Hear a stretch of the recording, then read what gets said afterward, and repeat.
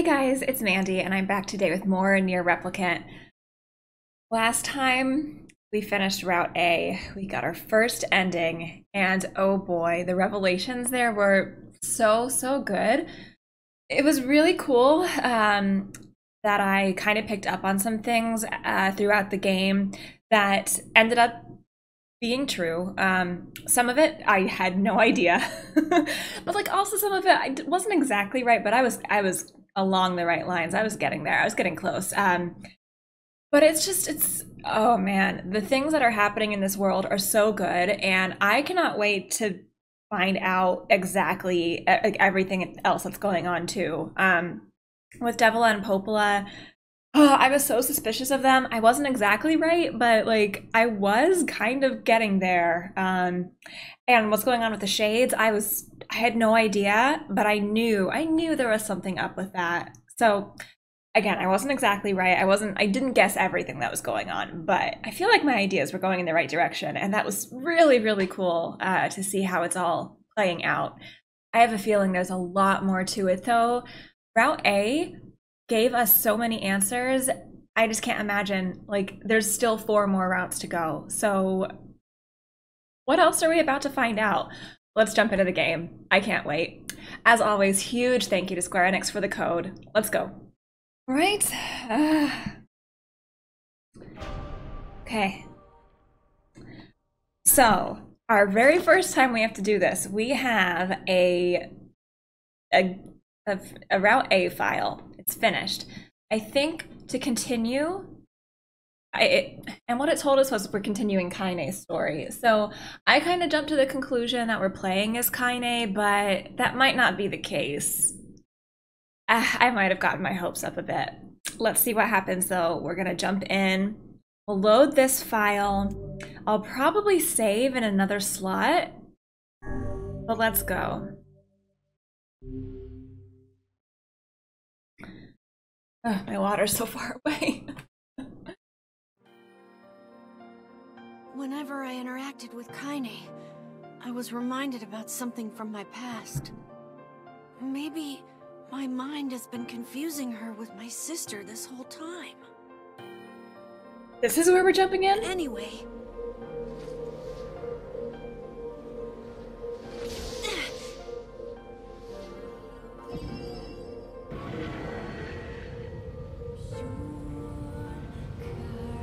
Oh, Emil. Ugh. I'm not entirely sure what happened to Emil at the end of the last playthrough. His dreams, discrimination. It's already new stuff. His dreams. Wait, Kaine's story. Is this while she's stone for 5 years?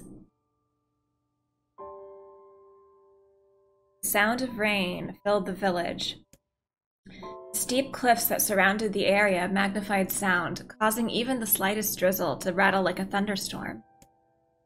Thin wisps of smoke streamed from huts as the villagers huddled in their homes and waited out the rain.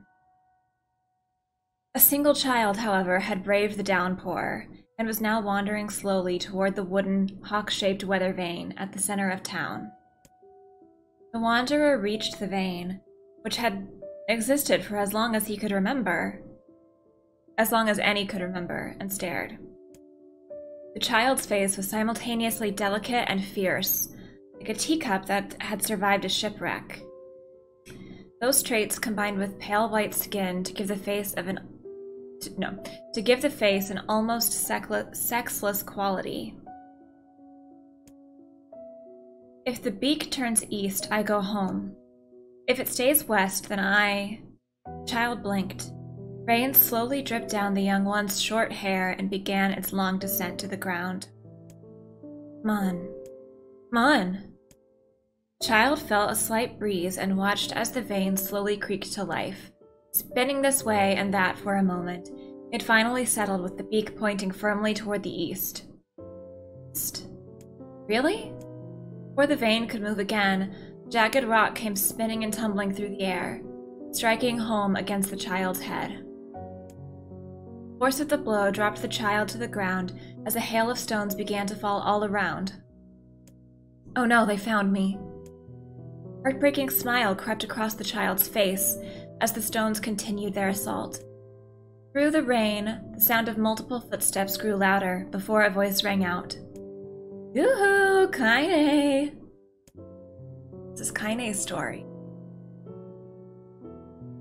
The voice belonged to Demo, worst of all the bullies in the area. As Kaine struggled to stand, a final stone came skittering through the mud and bounced against her foot. Blood oozed from a cut above her eye and blurred her vision, but she could make out the shapes of Demo and his usual gang of idiots. The boy seemed taken aback for a moment by Kaine's seeming indifference to the blood dripping from her face, but quickly regained his bravado. What's up, freak? You like the rain? You like getting all wet? Or did you finally decide to run away from home? Though she knew it was futile, Kaine turned to leave. Before she could get more than a few steps, the other children scrambled to surround her, cruelty burning in their eyes. Kaine knew those were not the only eyes on her. The tormentor's parents watched from the safety of their homes. She was attuned to this sensation. It was one she had experienced many times before. While some villagers simply turned a blind eye to the actions of their children, many encouraged it openly. In a society ruled by superstition and fear, Kaine was something to be hated, and if possible, destroyed. I didn't say you could leave, freak. Demo's words chewed at her like a worm through an apple. He can't hurt me, she lied to herself. Be strong, be brave. Can't hurt me. Can't hurt me. Can't hurt. Oh look, the little freak's gonna cry. What's wrong? Are you sad that everyone hates you and wants you dead? Kaine prayed for the rain to flood down and carry her away from a world that seemed to have no place for her. But if there were gods and they chose to ignore her? As Demo crept ever closer, clouds began to thin and the rain slowed. Even the weather hates me. I'm useless. I'm a failure. I wish Demo's rock had taken my head off. Kaine couldn't meet Demo's leering gaze. She lowered her eyes and stared at the muddy ground below. The bully moved forward until he was inches away. She could smell the scent of old meat on his breath. Ugh. Boy grabbed Kaine's face with thick fingers and yanked it upward. She tried to run away, but he forced her gaze back, jammed his thumb against her eyelid to pry it open. Show me. Oh. You just say no. Demo grinned evilly. You don't say no to me. No one says no to me. Not even taking his attention from Kaine, he called to his cohorts. Come on, guys, let's give the freak what she deserves.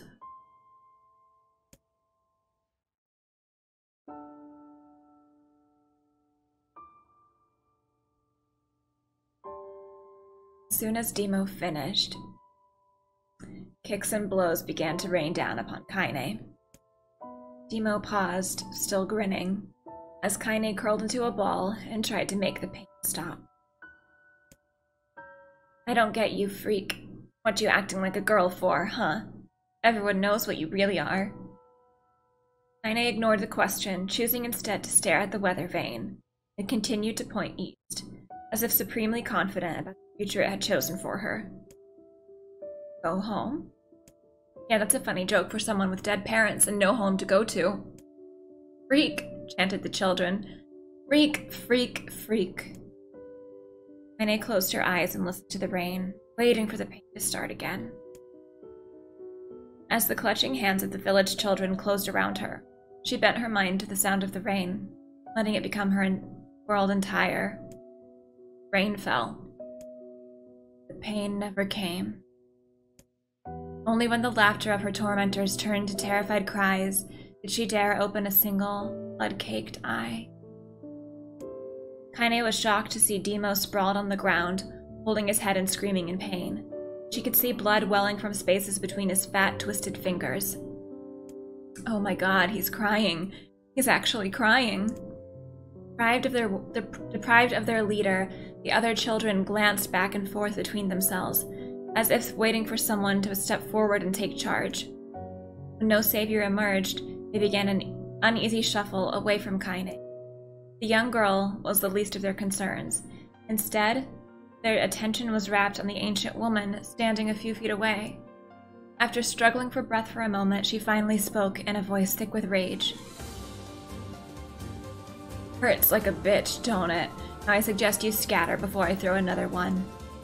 And if any of you little bastards ever touch my Kaine again, I'll do far worse than throw a rock. You can count on it." The old woman crouched down and gently touched the hand Dima was using to cover the wound. Before he could think to protest, she ground her palm into the wound and twisted back and forth. "Ow!" he screamed, leaping to his feet. "Stop it! What are you doing?" "Quit whining. Ain't no one ever died from a scratch."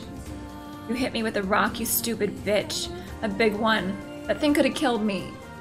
The old woman shrugged. "Death is the best cure for stupid." Demo's face twisted with rage at her words. Locking his eyes on Kaine, he took a step backward and spat on the ground. "Get out. Leave this village. No one wants you here, either of you." Seeing the old woman grab another stone, Demo and his companions turned tail and ran. As they fled, the old woman grabbed her side and barked out a single laugh. "Look at that fat boy go. Guess he's healthy enough to run from a fight." The woman's smile faded as she turned her attention to Kaine. Kneeling down, she removed her shawl and placed it around the young girl's shoulders, then produced a cloth from the folds of her dress and began blotting at the blood on her forehead. "Oh, Kaine," she said, "why didn't you fight back? You're stronger than that lot." The words of her grandmother stung Kaine, and she turned away. "Don't be nice to me," she said. "I don't deserve it. Nothing matters anymore." Her tears, held in check for so long, finally began to fall on the muddy ground below. "Everyone hates me. They think I cause bad things to happen. They think I'm a freak. I wish I was dead." As Kaine's tears turned to sobs, she felt her grandmother's hands on her shoulders. Despite her advanced age and diminutive size, she was a woman of surprising strength, and Kaine found herself unable to turn away. "Don't talk like that, girl. It's a river wide and deep that flows between the realms of this world and the next, and it grants no mercy to any that attempt the crossin'. You've got a duty to fight until your last breath, understand?"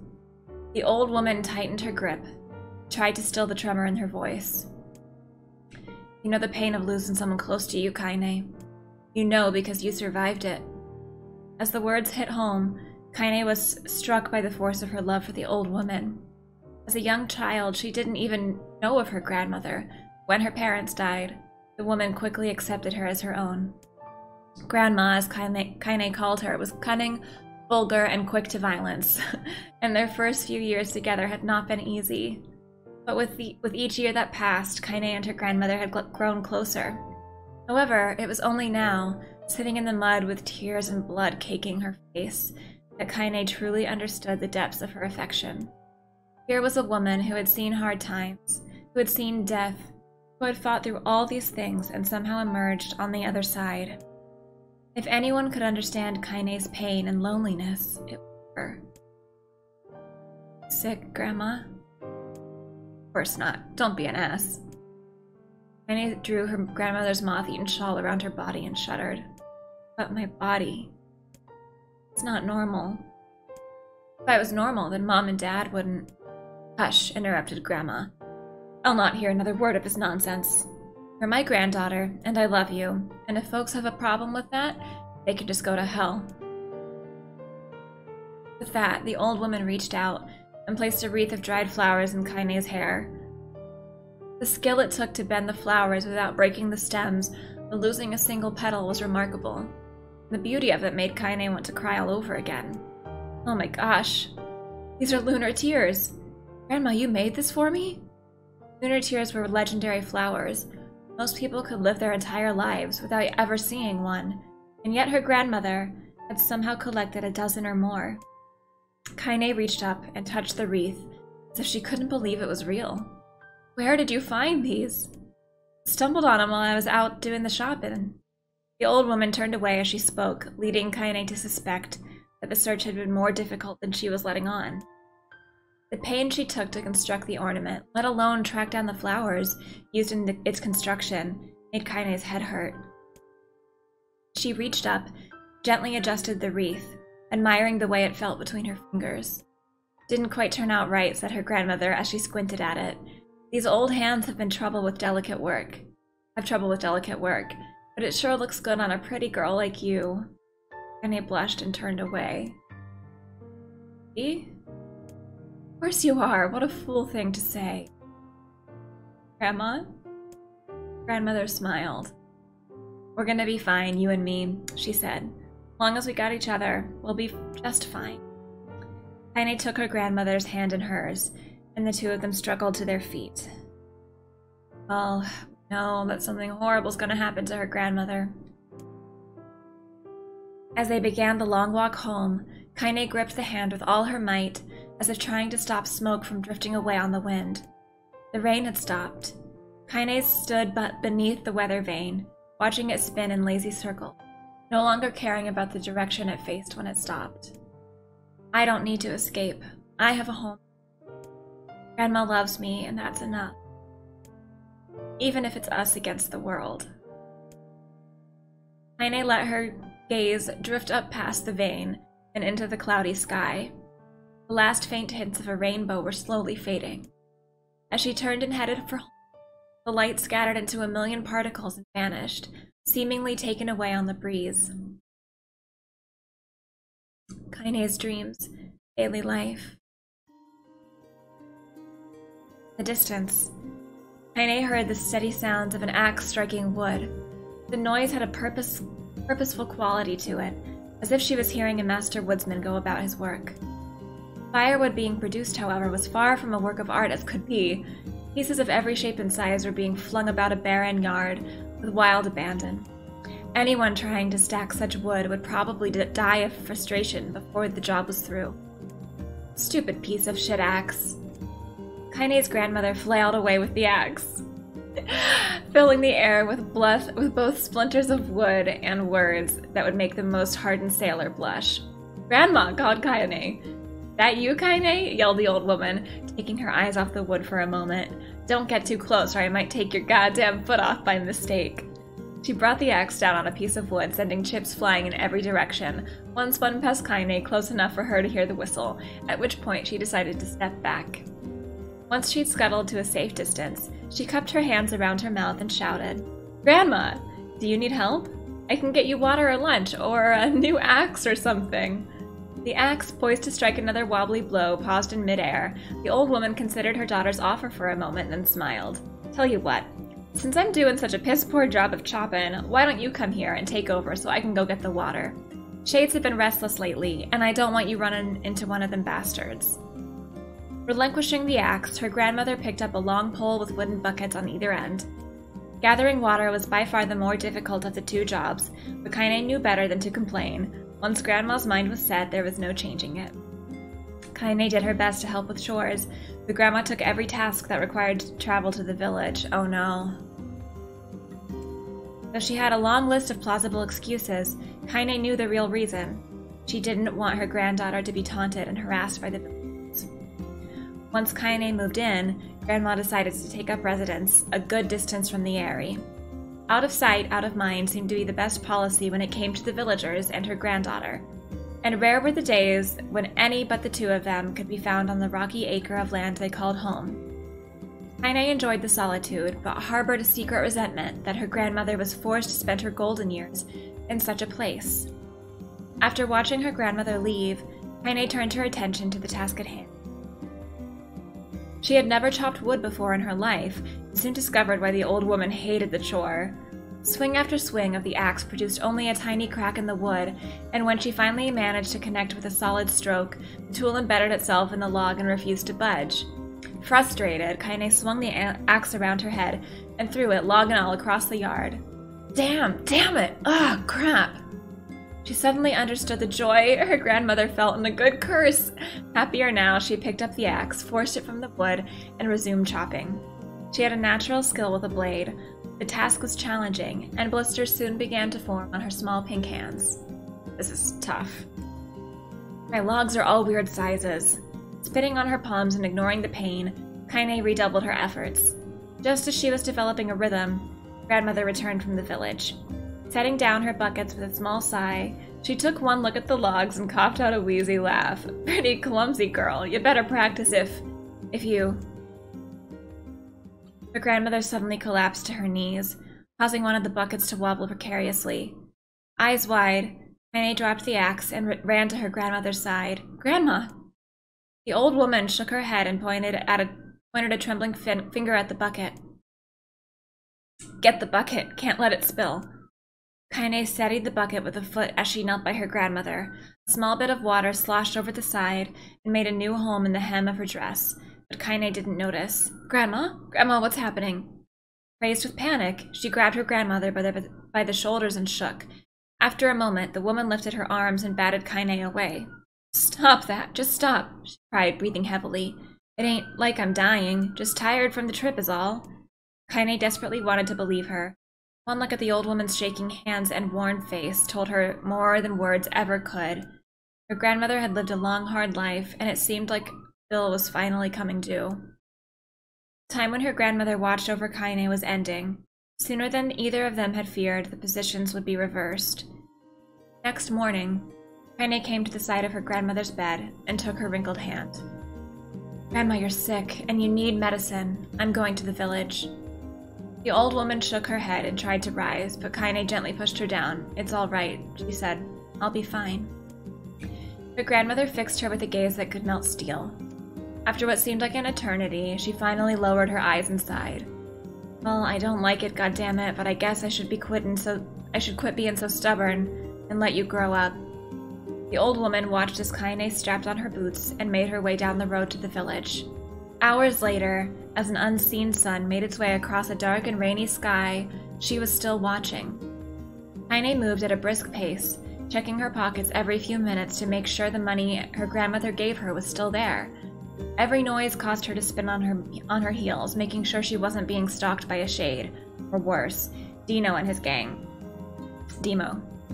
But she encountered neither tormentors nor shades, and Kaine finally found herself at the entrance to the village.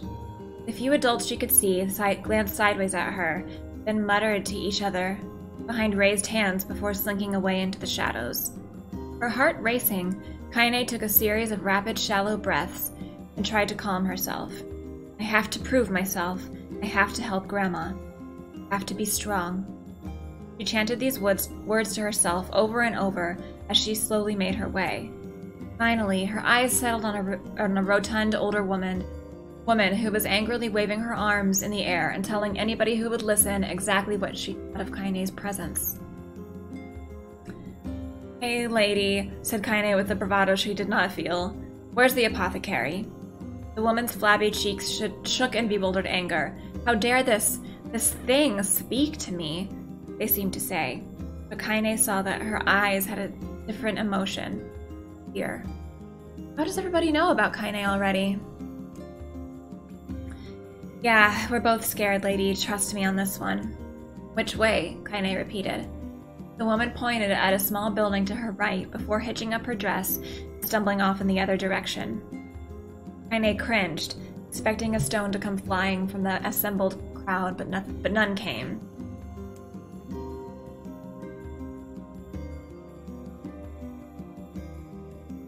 Her mind was filled with a strange sense of pride as she made her way to the apothecary.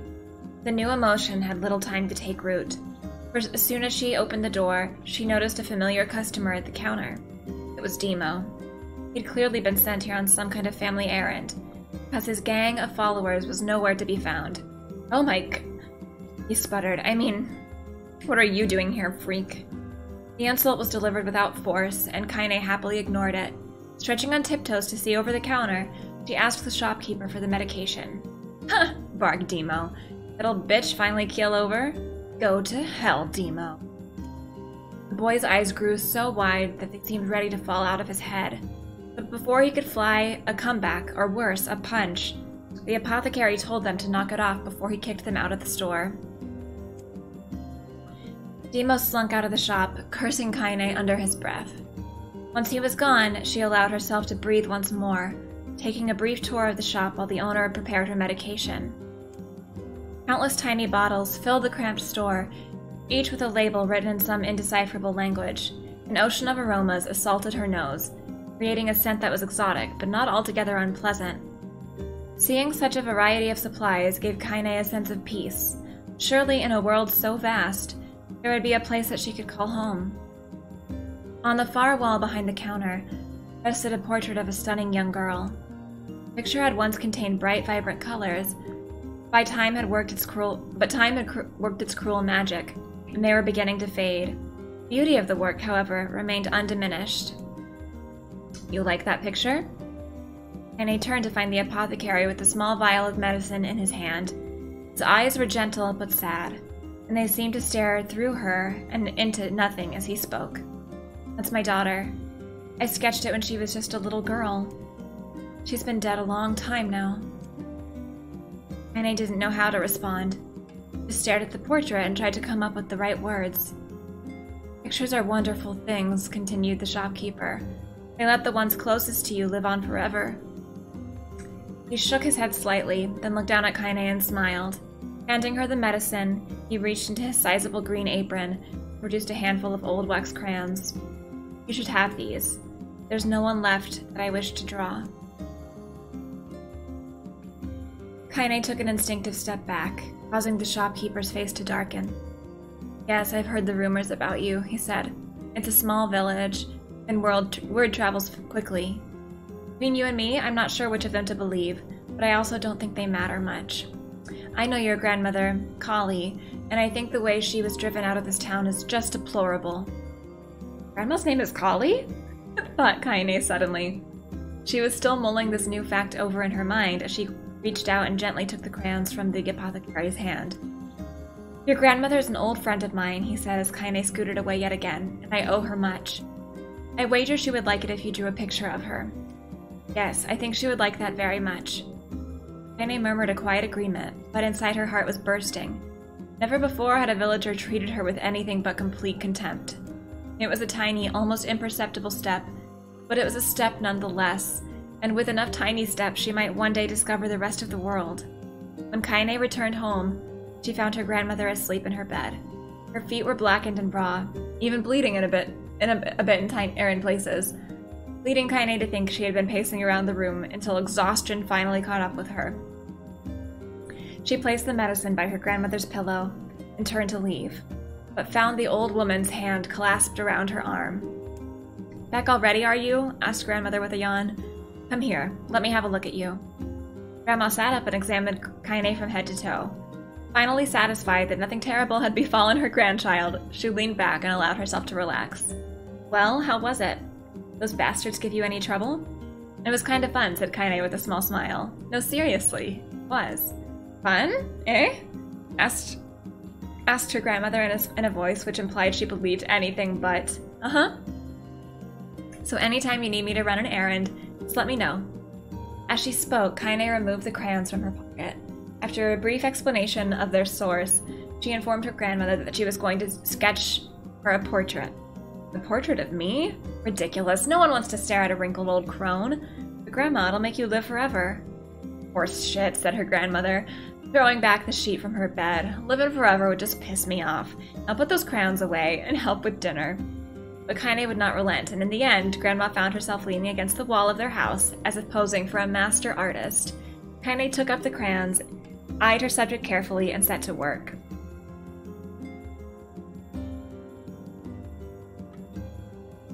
Just as her grandmother was about to nod off, Kaine finished the piece. After staring at it for a bit, she released it from her grip and let it slowly drift to the floor. "It's terrible. It doesn't look like you at all." "I'm sorry, Grandma. I thought those crayons would, make drawing easy or something." The old woman's eyes narrowed at her granddaughter's disappointment. "Let me be the judge of that," she said, ignoring the pain in her back and reaching for the paper. Sketch could have been a person's face. It also could have been a boulder, lump of clay, or incredibly misshapen loaf of bread, all rendered in chaotic array of colors. The old woman stared at the picture for a long time, then slowly wheezed out a laugh. Oh, Kaine, she said between laughter. You truly are my blood. You're as clumsy as me, and I love it. But, hush. I won't hear any more bull about how ugly you think it is. It came from the heart, and I'll treasure it always. True to her word, the old woman gave the picture a place of honor above the kitchen table. The days that followed, Kaine would often catch her staring at the portrait, a strange smile on her face, an action she interpreted as silent, mocking laughter. A week later, Kaine could stand it no more and asked her grandmother to take the artwork down. Posh, said the old woman. I'll take this down when they roll me in my shroud. She pondered this for a bit, then turned to Kaine and dropped to one knee. Listen to me, girl. Seeing this picture makes me happy in a way I've never felt before. And it makes me want to go on, so that someday you can feel the same happiness. It was a moment that burned itself in Kaine's memory, a perfect blend of pride and love and joy that came together to form a lifelong remembrance. She swore to never forget this moment, to never forget the old woman who had made her place in the world possible. Time moves on. People and memories move in and out of life like a ghost passing through a hall. But this moment will be different, Kaine swore, because I will remember it forever. Forever. Dream. Separation.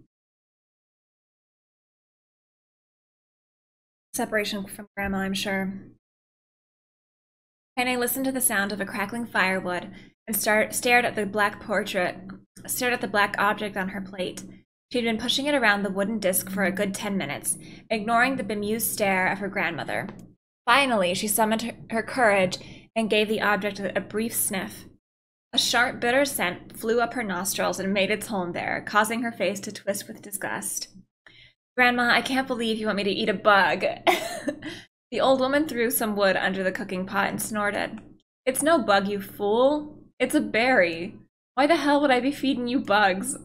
Yeah, well, it sure looks like a bug, said Kaine, and I think it's burnt or something, because it smells terrible. With that, Kaine held her nose and threw the berry in her mouth, chewing as little as possible. Oh yeah, that's terrible, all right. Why, you little brat, laughed the old woman. Look at the sass on you. You've been spending too much time with me, and that's a fact. 5 years had passed since the moment when Kaine's grandmother saved her from the bullies. As is often the way with two stubborn people, their relationship had grown in fits and starts, but moved forward all the same. Meals that used to be somber affairs were now filled with laughter and hurled abuse in equal measure. Kaine could not remember a time when she had been happier. As the years went by, Kaine started to shoulder more and more the daily responsibilities. Her grandmother's legs grew weaker by the day. She could no longer do many of the chores she used to take for granted. And so this morning found Kaine lacing up her work boots with a breakfast of burned berry rolling through her belly. Where are you going today? Asked Grandma suddenly. Kaine looked up, surprised. Old woman rarely asked for specifics anymore. Well, I was going to check out the kelma trees and see if they were ripe. I thought we could make some jam or something. Oh, and I'm going to pick up some flagstones, so I need to take the wheelbarrow. Flagstones? What in the hell for? Kaine stared at her grandmother, then held out an arm and swept it around their home. Constructed mostly of cloth, rope, and rubble, the old place sagged like a boxer in the final round. Grandma, a dying cat could chew through this house. I'm gonna build a stone wall so we have some protection. The old woman laughed, exposing her toothless grin to the world. Goddamn girl, if a bunch of thieves want to ransack this old place, let them come. We got nothing worth stealing anyway. I'm not worried about thieves, I'm worried about shades. People saw one west of the village yesterday. The old woman tilted her head and stared at her granddaughter. Well, shoot. I don't know why you have to do it today. You can worry about it some other. Grandma, no. If I don't go to the kelma trees, we won't eat tonight. You know that. A confused expression passed across the old woman's face. For a moment, she was a small child, lost at a carnival. Yes, she said after a bit. Yes, of course, you're right. I'm sorry, Kaine. Lately it seems my mind is... She didn't finish the thought, instead walking over to her nightstand and gently taking the wreath of lunar tears from the drawer. Flower petals had aged to a brilliant whiteness, and Kaine thought it was more beautiful now than the day she first received it. You're going to be a true woman soon, Grandma said as she placed the flowers in the girl's hair. That means less chatter about shades and building defensive walls, and more talk about how beautiful you've become. Annoyed. Kaine reached up to remove the garland, but the look on her grandmother's face stopped her hand. "You're a beautiful thing," said the old woman, "and there ain't another like you in all the world. I'm very proud of you." "Okay, Grandma, that's enough goddamn compliments for one day. Such a mouth on you. Where did that come from? Gee, I wonder." "I'll teach you to sass me, girl," Grandma said. Suddenly, she lurched forward and grabbed Kaine by the ears, pulling her around the room with a crazed grin on her face. "Grandma," yelled Kaine in a quaking voice. "Grandma, stop it. What the hell?" The old woman stared at her and blinked, then slowly held her wrinkled hands out as if it was the first time she'd ever seen them. Oh, I don't know what happened there. I'm sorry, girl. Sometimes my mind just..." Kaine thought the look on her grandmother's face was the most heartbreaking thing she had ever seen. "Listen," she began. "Maybe I should stay home after all." "No, I won't have you stay here to keep an eye on an old codger like me. You go get your fruit and your wall and whatnot. I'll be fine. And when you come back, I'll have a nice grasshopper dinner waiting for you." Kaine rolled her eyes, then kissed her grandmother on the forehead and made ready to depart, trying desperately to ignore the worry that was gnawing at the walls of her heart. Kaine could feel the old woman's eyes watching her as she moved down the path. Don't turn around, she told herself. But in the end, the temptation was too great. She spun on her heel for one final look and saw a small, bent woman standing in front of a ramshackle hut with a sad expression on her face. But she looks so old now. It's like the wind could reach down and just carry her away. Kaine worried about her grandmother all day, causing her work to suffer. What little fruit she could collect was tossed carelessly into the wheelbarrow, and she only found a couple of stones before losing interest in the project. Finally, as dusk approached, she decided to call it a day. Cursing herself for the lack of focus, Kaine pushed the nearly empty wheelbarrow back down the path. As she crested the final hill, it suddenly froze in place. The wheelbarrow fell from her fingers and collapsed on its side, sending pieces of wrinkled brown fruit rolling back down the hill. Her gaze was transfixed by a thick black cloud that hovered just ahead. Tracing its path with a finger, Kaine suddenly felt her stomach knot in on itself. Oh no. Oh gods, no. Her grandmother's house was ablaze, the flames licking up as if trying to touch the sky itself. "Grandma? Grandma?" Kaine ran then, faster than she had ever moved in her life. Once she tripped on a stone and went sprawling on into the rocky ground, but she leapt to her feet and continued running, unmindful of the blood that spilled from her wounded hands and knees. She got closer and closer. Kaine's mind began to race, in time with her footfalls. It's too dark, not just fire. Can't be fire. Too much smoke. Gotta save her. She burst into the front yard and came to a sudden halt, her worst suspicions confirmed. Smoke from the fire was mingling with the thick, inky blackness of an enormous shade. A massive creature supported itself on 3 twisted feet and achieved balance through means of a large, armored tail. Scales, horns, and claws sprouted from its body in a random, chaotic pattern, giving it the appearance of a lizard designed by some insane god. Seeing Kaine, it let out a roar and flicked its tail, sending small whirlwinds spinning around the yard. For a moment, the creature retreated into a shimmering, inky blackness, as if her mind was unable to comprehend that such a thing could actually exist.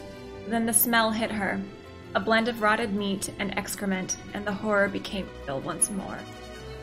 The creature bellowed again, and this time Kaine responded with a scream of her own. "All right, you bastard," she thought as her scream echoed off the high cliffs around them. "It's you or me. Let's go." Shade eyed Kaine with bemused interest. Then it began looking from her to the house and back again, as if urging her to look at the destruction it had so gleefully wrought. With dread building in her heart, Kaine glanced over the house. Through the smoke and flames, she spotted a small figure struggling to escape the ruins. "Grandma!" At the sound of her voice, the old woman began waving frantically. "She's alive," thought Kaine. Alive. Kaine's legs sprang to life as she raced across the yard toward the flaming wreckage of the house. Before she could advance more than a few steps, the shade opened its mouth and let out a powerful roar powerful enough to uproot the trees and send them flying. The blast sent Kaine tumbling through the air before smashing her against the rocky earth. Stars danced in front of her eyes as she tried to remember how her legs worked. Get up! Get up! Get up! Get up! Get up now! As Kaine struggled to her feet, the shade stomped toward the house and pinned her grandmother to the ground, the tip of a claw.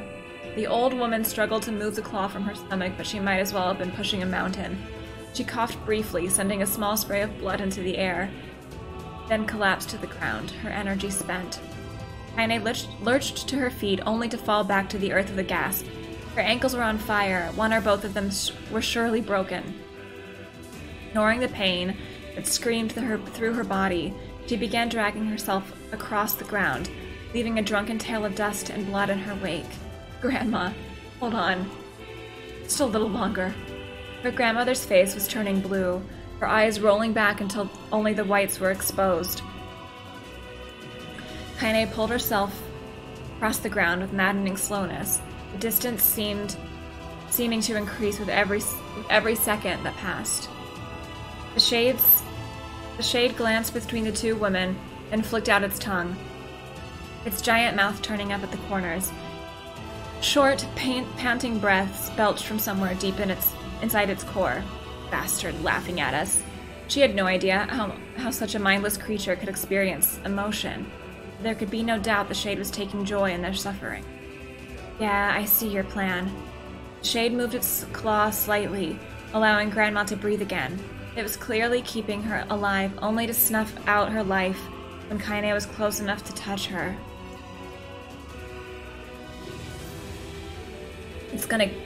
I'm gonna kill this bastard. Summoning all her strength, Kaine rose to her feet. There was a sickening snap from her right ankle as the foot twisted backwards, but she forced it from her mind and began to hobble across toward the monster. Pulling a small knife from the pouch at her waist, she leapt on the foot that pinned her grandmother and plunged the weapon deep. Give her back, she screamed. Give her back to me. It was like stabbing a rock. After a few swipes, the knife broke at the hilt with a dull snap. Shade panted with laughter again, then raised its tail and sent it rushing through the air toward the young girl that was latched to its foot. Kaine never had a chance. The tail struck her square in the chest and sent her crashing into the burning wreckage of the home. As she lay on the ground with blood pouring from multiple wounds, a small, weak voice spoke up. Kaine? Kaine's vision blurred, but she forced herself to focus on the sound. Finally, her eyes cleared enough for her to make out her grandmother's hands reaching out to her through the smoke. Huh? Kaine, you gotta run. Can't best this one. Kaine grabbed the hands and held on with all her strength. Grandma, come on, we've gotta go. The old woman coughed loudly. One of her hands, thick with blood, slipped from Kaine's grasp and thumped to the ground below. Grandma, no. No. I said run, goddammit. You have to live. You have to get through. The thought would stay forever unfinished. Or she could say another word. The shade clawed foot descended, smashing through the remains of the roof and down upon the shattered figure of the old woman. Blood oozed from the gaps in the creature's toes as the terrible putrid smell assaulted Kaine's nose once again. She stared at the foot, dumbfounded, convinced that what she was seeing could not possibly be real. The creature finally lifted its appendage. All that remained underneath was a twisted, unrecognizable mass of rubble and red. It was gone. Kaine blinked, trying to feel the hands which had been in hers just a moment before. For a fleeting instant, she could remember the warmth of that embrace, the trembling of the fingers, but the sensation drifted away on the breeze and was gone. Memories flashed through Kaine's mind, one after the other, faster and faster, and became a meaningless jangle of noise. Kaine screamed, then a thunderous sound that echoed off the cliffs and seemed to roll away forever. The shade eased forward. Black ichor poured from its mouth and dissolving into smoke on the ground below. The earth shook with every step as it crept toward its prey. Kaine's body slowly rose as if controlled by a mad puppet master. Her arms and legs were bent at impossible angles. had lulled dangerously to the side, yet somehow she managed to stand. Staring at the shade, her eyes began to glow with a deep red fire. The creature, so confident just moments before, took a slow, hesitant step backward, trying to discern if this broken human could possibly pose a threat. Kaine seized the moment. Laughing like a mad woman, she leapt into the air and plunged the shattered hilt of her knife deep into the leg of the shade.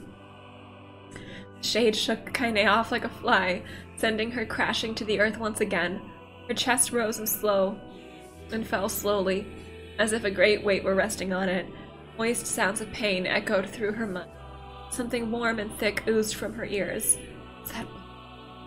It is. Bleeding to death. No, I can't die. Grandma told me to live.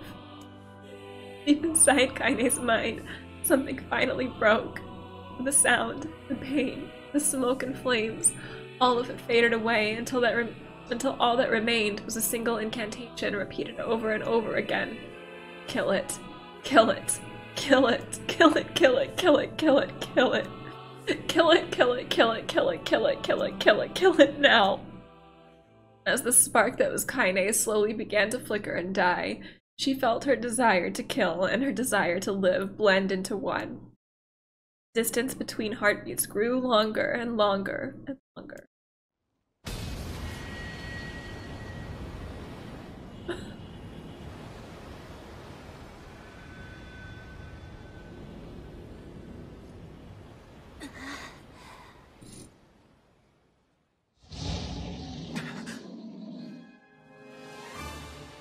The beast approaches. Do I have to fight now? Oh, I know.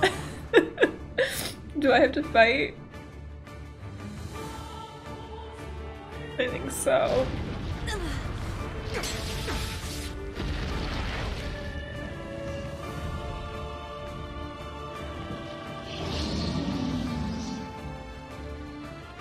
It also seems like I'm NieR. I'm not Kaine. I don't remember. I don't remember. Oh, thank goodness for dodge roll. What anger this creature must have. How did it even survive these past 5 years? Let's go. I'm not gonna let this happen again. It dies today.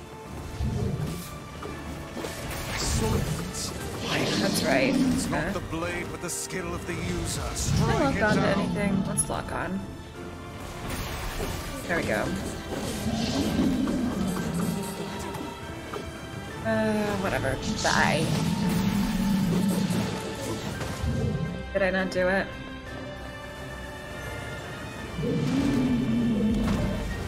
There it is. Ugh.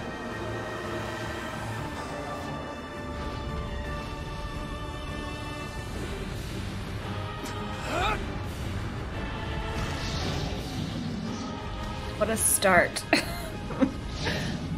What a start.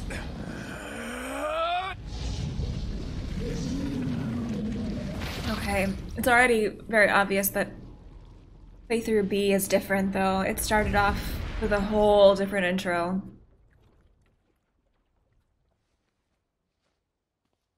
Oh, Kaine.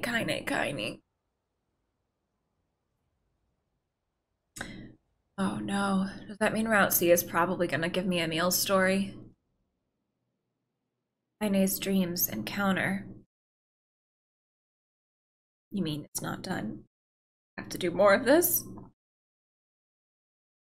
No, gently, weakly, softly. The shade, sure that its tormentor was dead, turned and stomped off toward the horizon, stopping along the way to bellow one final roar. Couldn't kill it.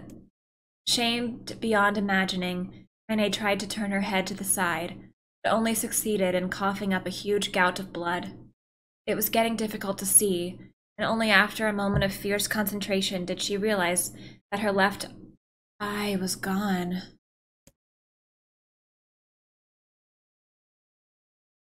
Kaine's missing an eye? Laughing to herself, she turned to her remaining eye, the ruins of her home. No, she turned her remaining eye to the ruins of her home and noticed a ragged stump of arm resting a few feet away. Yeah, that's mine, she thought with a mad giggle. This is gonna make clapping a real bitch. The clapping is what you think of? Huh? Cried a sudden voice from the depths of her mind. Finally gonna die, are ya? Well, you had it coming. Go to hell, Demo, she thought as the unseen assailant.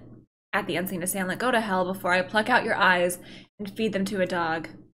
The voice of her childhood terror evaporated into smoke, only to be replaced by another, more recent voice. Hold still, said the apothecary, realizing from the ruins like a ghost. I want to draw you. That way you can live forever. Oh, stop. Don't want to live forever. Want to die right here. I see, he said quietly. Well, if that's what you want. The spectral shopkeeper fluttered in and out of existence for a moment, then produced a small piece of paper and sketched quickly.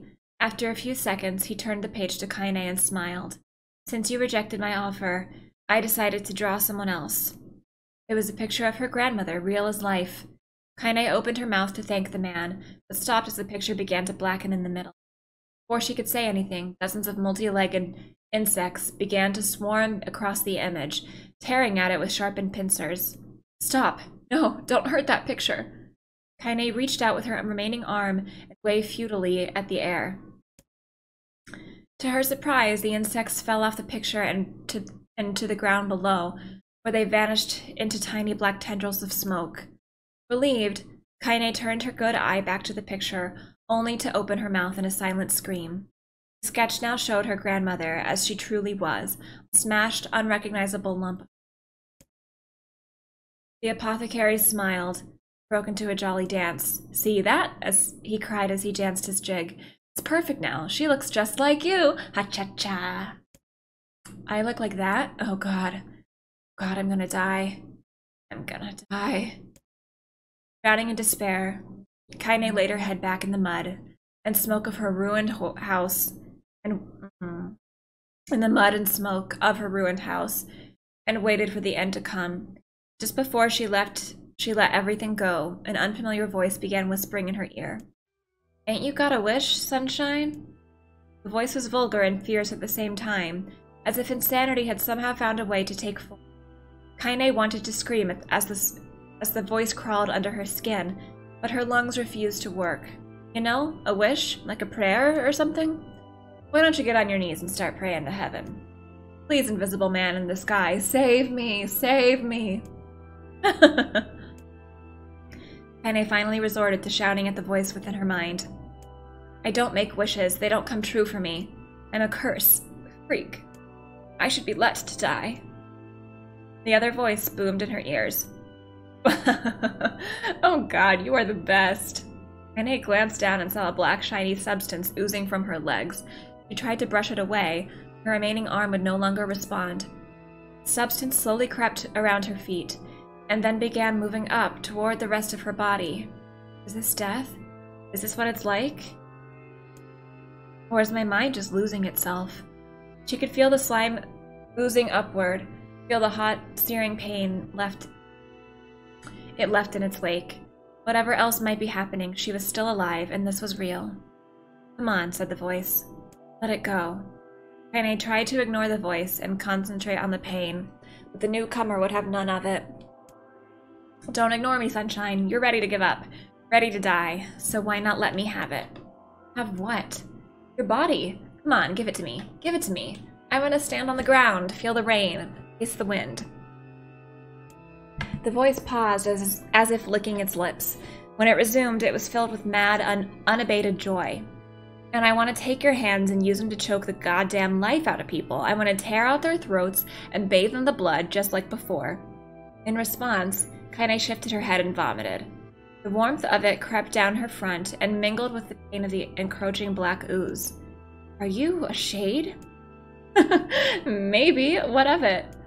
Slime reached her face, crept up past her nose, slowly oozed into the socket of her missing eye. The moment it touched her brain, Kaine was struck by the most powerful sensation she'd ever felt in her life. It was ecstasy. She wanted to scream with delight, but all she could manage was a small whispered moan. Feels good, don't it? Asked the voice with a chuckle. Yeah, what can I say? I know how to please the ladies. Now give me that body. Come on, give me the body and I'll give you more of this feeling. It's a fair trade. A black lump began to protrude from Kaine's side. As she watched, it grew longer and thicker, eventually taking the form of her missing arm. I can see better, she thought. My eye must be growing back too. The slime reached up to envelop the rest of her face, but she managed to brush it away, so her eye and her arm are part shade. Stop, she whispered, marveling at how she had regained her voice. Stop. The black ooze hesitated, as if considering this request, then quickly shimmered down her body before disappearing in a cloud of smoke. What the hell, Sunshine? Screamed the voice. We had a deal. I thought you wanted to die. But here's the thing about that.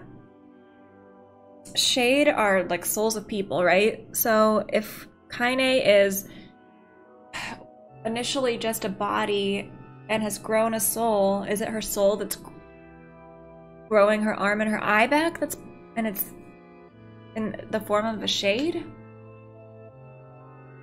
Grandma said, can't die yet. A brief image of her grandmother, bloodied and broken, flashed before her eyes. She saw the shade that had killed her and heard its mocking laughter, then closed her eyes and forced the image from her mind.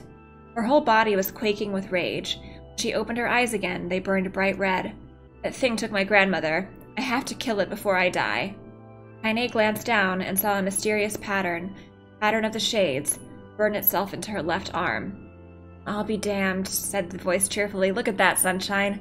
I think you and me are going to be good friends now. Kaine stared intently at her arm. The more emotional she felt, the more the letters seemed readily to puncture her skin and begin infecting the rest of her body. The arm clearly had a will of its own now. Stop, gotta stop. Holding her left arm in her right, Kaine took a deep breath and tried to calm herself. Come on, don't fight it, pleaded the voice. It's my favorite dish and I'm hungry. Let it go. Feel the anger, burn with the fire of revenge, thirst for blood, then go out there and shut up and get the hell out of my body. Your body? Oh, that's rich, Sunshine. Real rich. Look, why don't you just shut up and die so I can have this body all to myself? What do you say? I bet those buddies of yours in the area would love to see you dead. Okay, so no, it's not her soul. It's just another soul, another shade that's attached itself to her body. Kaine grabbed a nearby shard of glass and tried to saw off the shade-infected portion of her side. Before she could, her darkened left arm grabbed her right wrist, crushing it. Kaine screamed and dropped the shard as the sound of bone crunching on bone filled the air. Stupid idiot girl, you're possessed now, Sunshine, and there ain't no going back. So Kaine has her own soul inside of her, but also another one this whole time. I bet, this whole time. Oh, and when she goes crazy, it's that shade coming out. The voice laughed again. A loud, long wail that seemed to go on without end. Possessed? Whispered Kaine. Yeah, possessed. You and me? We got what you call a timeshare arrangement. Remember how folks used to think you were a freak? Well, wait till I get a load of you now. Kaine looked up, tears in her eyes. The sky seemed smaller somehow, darker. Is this because of that shade? Is this how they see the world? So, listen, purred the voice. I know this whole possession thing seems a bit sudden, but it ain't all that bad. There's plenty in it for you, too. I'm a very powerful creature, Sunshine, and now that power belongs to you. You got enemies? People you want to kill? I can make it happen. That little fat kid who kept picking on you? That big old shade that squashed your granny? Well, we'll wrap them up in their own assholes. No more abuse for you, Sunshine. No more pain. Wait, said Kaine. You're a shade. Why would you help me kill another shade? What, you think I'm some kind of racist? Some killing snob? I don't give a goddamn who you murder, honeypants. I just want to drink from the well. Kaine considered this as she struggled to her feet, the power of the shade coursing through her. Smoke from her house was drifting away with the wind. She enjoyed the way the cool evening breeze felt on her new left arm. After a long pause, the voice spoke up again. So, how about it, you and me? We could have some good times together. Look, I'll even take care of the bloody part if you don't want to. Fuck off, asshole, muttered Kaine. I'll handle the killing. Screamed the voice. Look at you go. Oh, sunshine, we're gonna have so much fun. So listen, my name's Tyran, and if you ever need me, I'll just be hanging out in this piece of meat you call a heart. Now get to it. The more you kill, the more your heart turns rotten and sour. And I like rotten and sour. Kaine found herself nodding at the voice. Yeah, she said. Yeah, I think this can work. I'm gonna find that shade. I'm gonna strangle it with its own guts. And when I'm done, I'm gonna do the same to you, Tyran. Count on it. Ha! Laughed Tyran. I've shit bigger than you, so good luck with that. Oh, and hey, one more thing. Right now, you and me are sharing this body. But if you ever run out of hate, if you ever, go soft, then I'm gonna take over everything. So keep on killing, sunshine, and watch your back. The voice grew fainter and gradually faded away, fading to somewhere deep inside Kaine herself. Kaine waited until she was sure the voice was gone, then waved her new left arm a few times.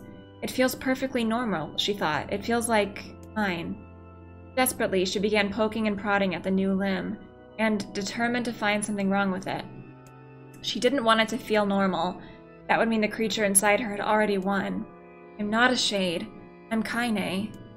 Repeating this mantra in her mind, she slowly began digging through the rubble of her house, being careful to ignore a certain red-stained spot in the corner.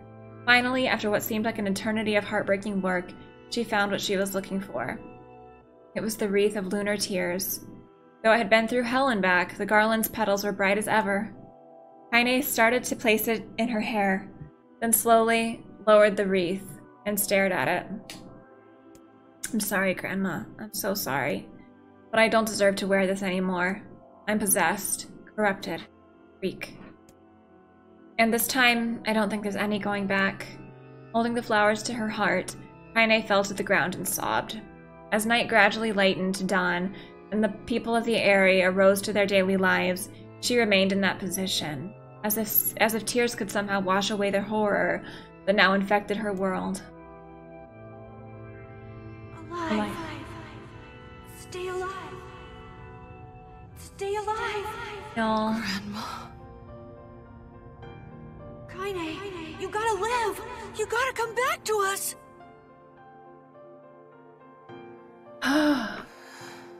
She's been through so much, though. Oh, hey.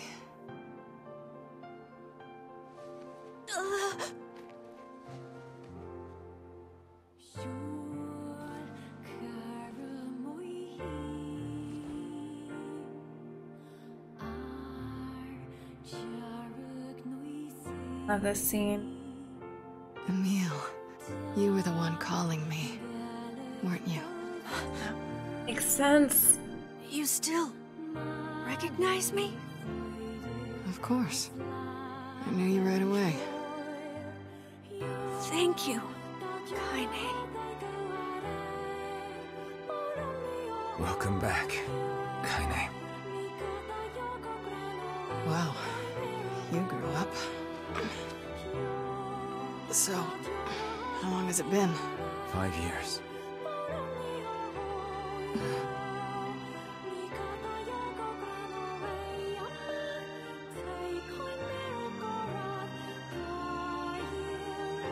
I wonder how long ago that happened.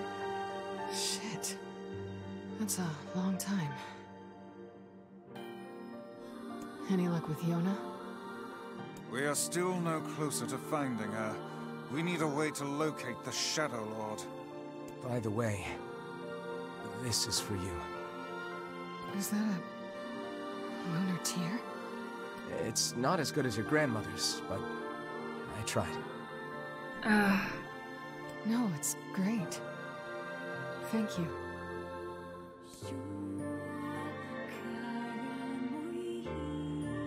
Yeah, man, the lunar tear means just as much to her. Waking from her long, petrified sleep. Emil's unflagging kindness. Our reunion was a happy one, and we let it wash over us like rain. That is, until Devila and Popola had to go and ruin it all.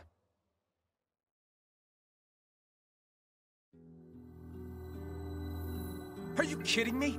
You can't be serious. The voice acting. Please try to understand.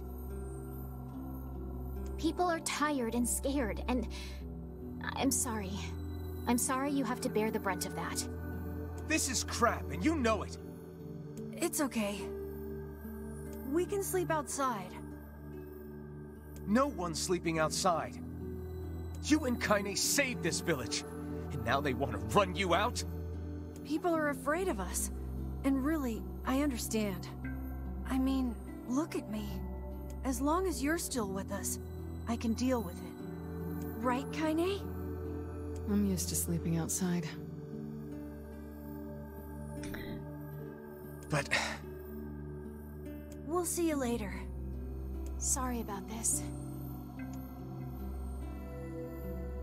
I know her leg is bandaged up. Is her arm also bandaged? Okay. What is the matter? Kaine always sleeps outside. I never thought about that until just now. Never even occurred to me. Damn it. We should turn in.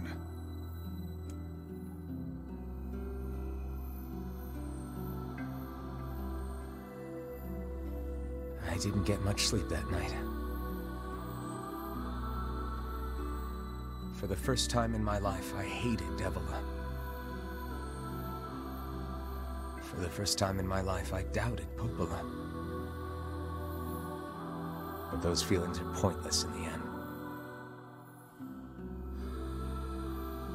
They said and did what they did for the sake of the village. To protect it from the horror of the Shades.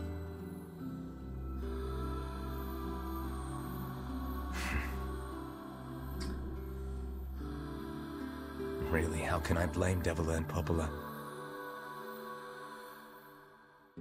In the end, I'm just as bad. Because I never once stopped to think about Kaine and Emil's situation myself.